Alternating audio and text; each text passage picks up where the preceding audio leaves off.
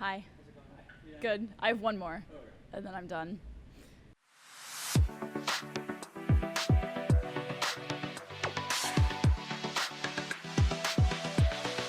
Hey everyone, welcome back to Woodlands Youth 2-Minute Summer Devos.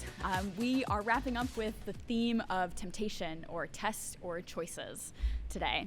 And again, that chief choice that we are all faced with is the choice of whether we are going to trust and obey God or if we are going to trust and obey someone or something else.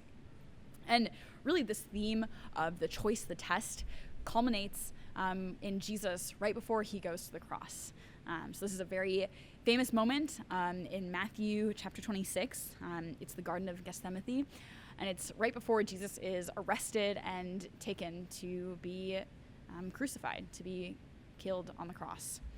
And what happens is Jesus is in the garden and he's praying.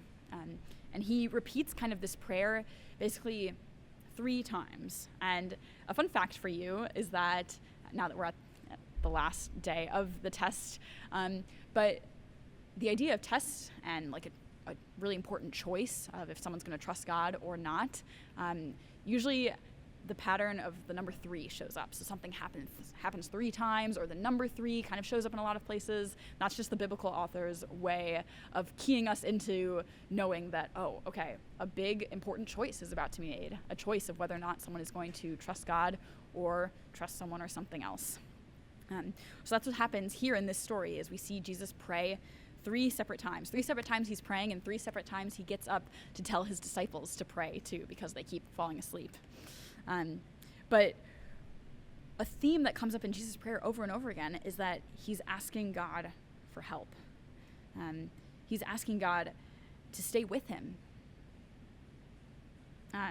He's asking God that if it's possible for a different way forward, that God would make that happen. And finally, he's asking that his will, the Father's will, would be done instead of his own. So this is the biggest test, the biggest choice that Jesus is about to face, his death on the cross. And what he does is he asks God for help, and he asks God that his will be done. So my question to you is, what choice are you facing that you need to ask God for help? God loves to help us. He loves us to choose to follow him. So he wants to help us to do that. So all we have to do is we have to go to God and ask for help. He loves to hear that prayer, and he loves to answer that prayer.